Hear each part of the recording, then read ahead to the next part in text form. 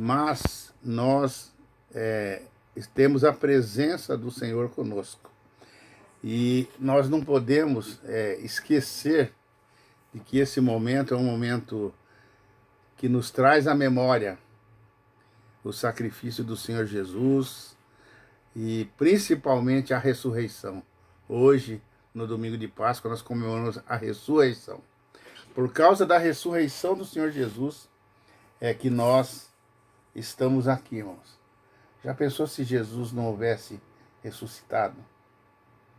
O apóstolo Paulo diz que em vão seria a nossa fé, né? A nossa crença. E eu quero meditar com os irmãos, e em poucos minutos, né? Acerca da Páscoa. Eu quero ler no capítulo 24 de Lucas, os versos do 1 até o 9. E o texto diz assim: E no primeiro dia da semana, muito de madrugada, foram elas ao sepulcro, levando as especiarias que tinham preparado e algumas outras com elas. E acharam a pedra revolvida do sepulcro. E entrando, não acharam o corpo do Senhor Jesus. E aconteceu que, estando elas muito perplexas a esse respeito, eis que pararam junto delas 2 homens com vestes resplandecentes. E estando elas muito atemorizadas e abaixando o rosto para o chão, eles lhes disseram: Por que buscais o vivente entre os mortos? Não está aqui, mas ressuscitou. Lembrai-vos como vos falou, estando ainda na Galiléia, dizendo: Convém que o Filho do Homem seja entregue nas mãos de homens pecadores e seja crucificado. E ao terceiro dia ressuscite. E lembraram-se das suas palavras, e voltando do sepulcro, anunciaram todas estas coisas aos 11 e a todos os demais. Que Deus, irmãos, nos abençoe através dessa palavra. Vamos orar. Senhor nosso Deus, nosso Pai, nós te agradecemos, Senhor, por esse dia que o Senhor nos concedeu, já terminando, Senhor, mas principalmente pelo que nós podemos lembrar nesse dia. Lembrarmos do teu amor para conosco, a tua misericórdia, o teu carinho para com o teu povo, haja vista o sacrifício do Senhor Jesus. O próprio Deus se fazendo homem e sendo imolado como um cordeiro no matadouro pelos nossos pecados, pelas nossas transgressões. Nós sabemos, ó Deus, que ninguém no mundo faria isso por nós. Nem os nossos de sangue fariam isso. Mas o Senhor, que é a divindade, o Criador de todas as coisas, o Rei do universo, o Senhor veio, habitou entre nós e se deu em sacrifício para que nós pudéssemos ter a condição de sermos família tua, filhos teus, e herdarmos a vida eterna, Senhor. Te agradecemos, ó Senhor, por esse imenso amor para conosco. E nós te pedimos, ó Deus, que nesses poucos momentos que aqui estivermos, nós estejamos como os discípulos, como aquelas mulheres que foram ao sepulcro, e possamos ver o milagre da ressurreição. Recebe, pois, a nossa adoração. Nós te pedimos isso em nome de Jesus. Amém, Senhor. A Páscoa, irmãos, é uma festa cristã, né? E nessa festa cristã nós relembramos a crucificação e a morte de Jesus, né? E celebramos também a sua ressurreição. Originalmente, né, a Páscoa era uma festa judaica. Os judeus comemoravam a Páscoa lembrando da saída deles do Egito, do cativeiro egípcio. Tanto que a palavra, né, no hebraico é Pesach, que quer dizer passar. E por que passar? Porque foi quando o anjo vingador passou sobre as casas, né, dos judeus, né? E aqueles que tinham os umbrais das portas com o sangue, né, espargido, né, pintado nos batentes das portas, o anjo passava direto, né? E entrava na casa que não tinha e matava o primogênito daquela casa. Então foi na noite em que o anjo passou. Nós temos até um cântico, né, um hino, né, que diz, né, Cristo vai hoje passar. Não é bem sobre a Páscoa, né, mas dá esse entendimento, né? Cristo vai hoje passar, passar, passar. Hoje ele vai passar. O Senhor está passando. O Senhor não passou somente há 21 séculos atrás, irmãos. O Senhor continua passando.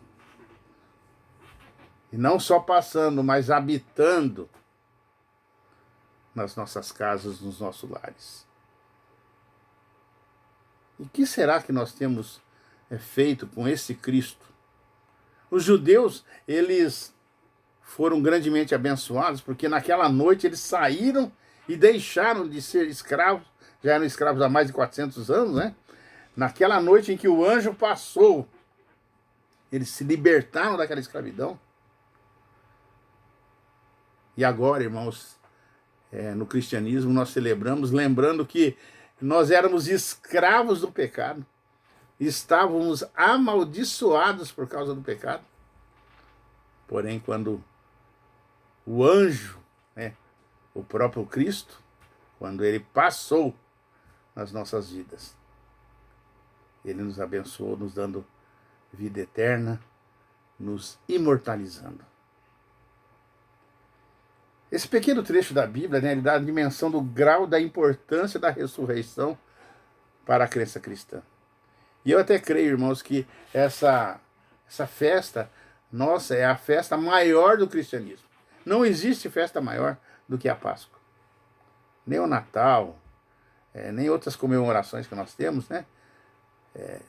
A Páscoa é a maior festa do cristianismo, a maior celebração. Ela nos dá a entender que sem a Páscoa, isto é, sem a ressurreição de Cristo, a fé dos cristãos não teria sentido prático. Os cristãos entendem que a morte de Cristo foi um sacrifício voluntário com o propósito de salvar a humanidade de seus pecados. E por meio desse sacrifício, a humanidade ganhou uma nova chance. E eu quero ver com os irmãos, né, o que a ressurreição do Senhor Jesus provou para nós, como igreja. Eu listei 5 pontos aqui, e eu vou trabalhar rapidamente, né, para não me tornar, assim, cansativo, né, porque na live é mais difícil de nós acompanharmos, né, mas para que todos os irmãos entendam o que a Páscoa, o que a ressurreição provou para nós, igreja do Senhor Jesus.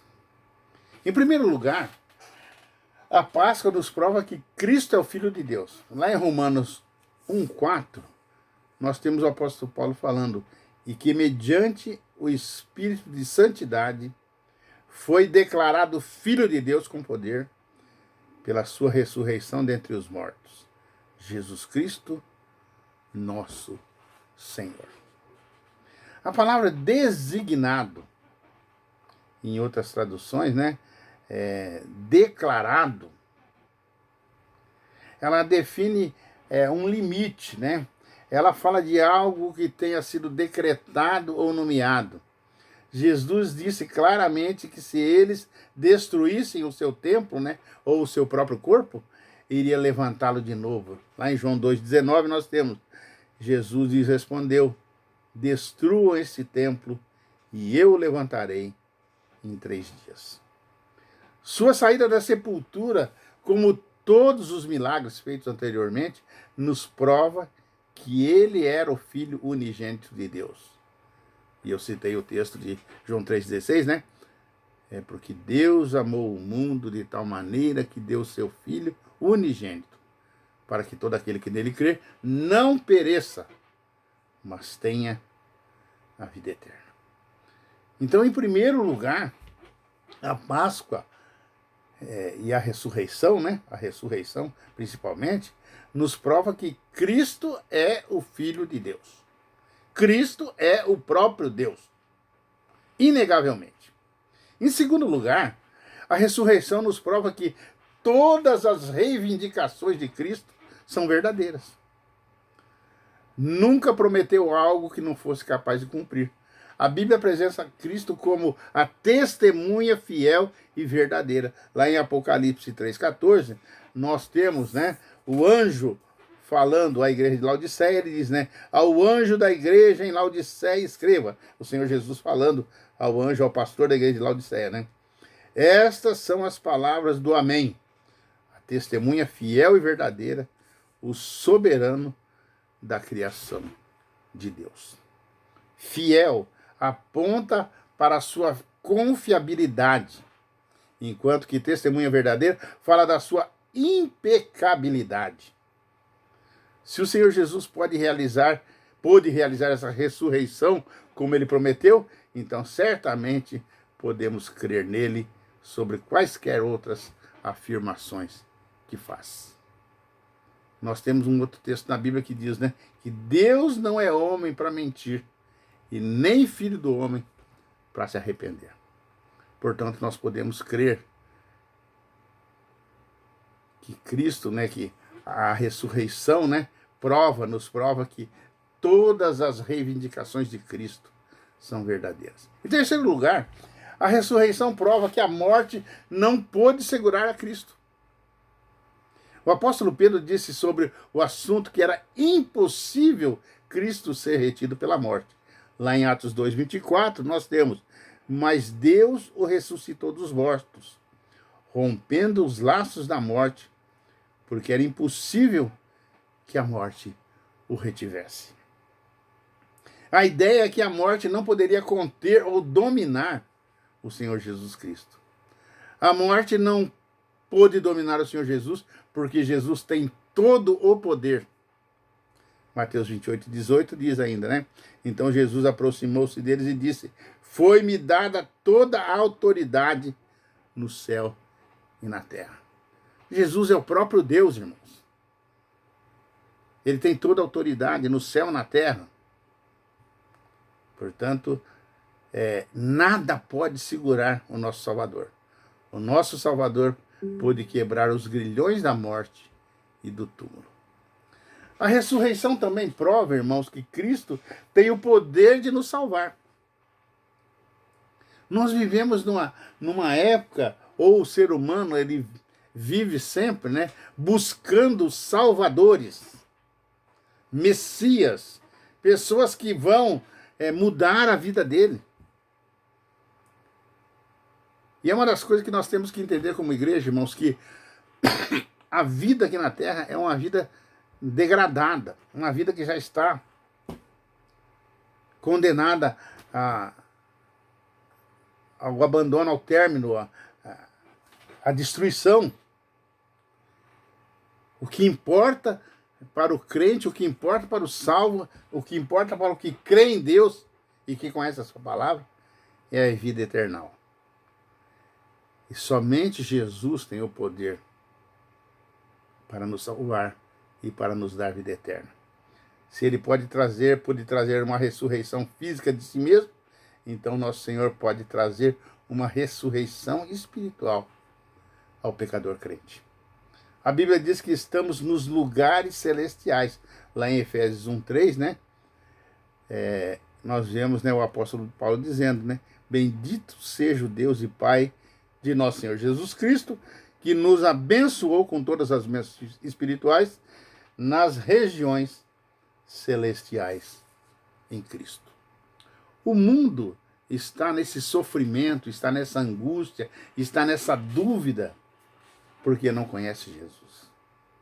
Aqueles que conhecem Jesus sabem que o nosso Deus, ele não falha. Ele é todo poderoso. Ele pode todas as coisas. E a coisa mais importante, irmãos, que ele é preocupado conosco. Muitas vezes nós achamos que Deus está distante, está não está nos ouvindo. E isso é uma falácia diabólica, né? O diabo quer que nós pensemos mesmo que Deus não está nos ouvindo.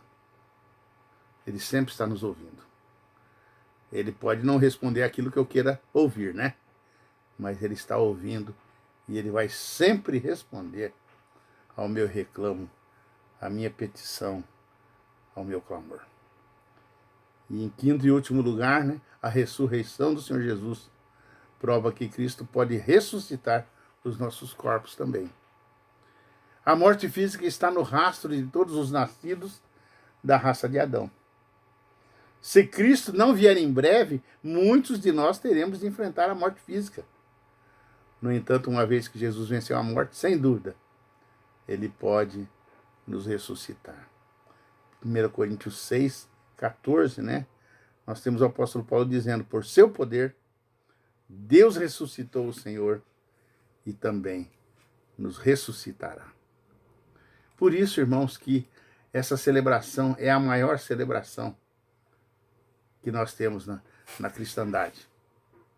Porque ela é uma prova da veracidade do nosso Deus, do Cristo Senhor Jesus, né? O Deus encarnado, habitou conosco e se preocupa conosco.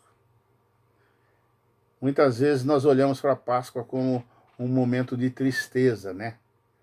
Quando ele sofreu e tal, e foi espancado, foi cuspido, foi humilhado, mas não focamos, né, na grandiosidade da ressurreição. Todos aqueles que fizeram isso com Jesus acabaram sendo humilhados, né? Porque ele foi exaltado. O Senhor Jesus está sendo exaltado, mesmo com tudo que aconteça no universo e o que tem acontecido. Nós sabemos que ele tem o controle, tem o poder, tem a direção de todas as coisas. Nessa noite de Páscoa, irmãos, gostaria que nós estivéssemos olhando para aquilo que é bênção no cristianismo. Bênção na vida cristã. E não olhando para as mazelas, para os problemas, para as coisas tristes, né? A própria Bíblia diz que nós devemos trazer à memória aquilo que nos dá alegria. Mesmo num momento de tristeza, nós devemos buscar olhar para as coisas positivas que o Senhor Jesus tem feito, que tem agraciado a sua igreja e que tem abençoado a sua igreja. E eu vejo assim, que se a igreja olhar dessa forma, o mundo também será visto de uma forma diferente. Nós agiremos de uma forma diferente nesse mundo. E como aqueles irmãos do primeiro século, irmãos, sofrendo, sendo perseguidos, sendo queimados nas fogueiras, né? Sendo trucidados por feras, mantinham vivo o seu testemunho. Porque tinham essa esperança. Viviam essa esperança. Não estavam esperando viver 90, 100 anos aqui na terra, irmão. Estavam preocupados com o céu. O grande problema da igreja hoje é que nós estamos olhando para a terra, né? Ninguém quer olhar para o céu. Eu estava muito triste, né, com a morte do pastor Elisvaldo, mas depois eu recebi a notícia, já era meia-noite e pouco, né? Estava quase dormindo. E eu fiquei pensando assim, mas depois eu olhei bem, irmãos, e analisei. Eu falei, qual é o nosso foco como servos do Senhor? É o céu. É o céu, irmãos. Nós temos perdido essa visão do céu. Nós queremos ficar aqui 100, 120, 200 anos, o tanto que desse para viver, nós queremos viver aqui, né? Esquecemos que a nossa morada está no céu. Nós costumamos cantar, né? Minha morada, Jesus assegura. Dá-me descanso da vida real, né, da vida aqui da terra, né? Mas nós não queremos ir para a morada, né? Nós estamos sempre postergando. Que Deus possa nos dar, irmãos, essa consciência e esse desejo de estar com o Senhor. Nós sabemos que todos nós teremos a nossa hora, mas que nós estejamos, né, preparados quando chegar essa hora. Que possamos ouvir do nosso Salvador e Mestre: bom está, servo bom e fiel.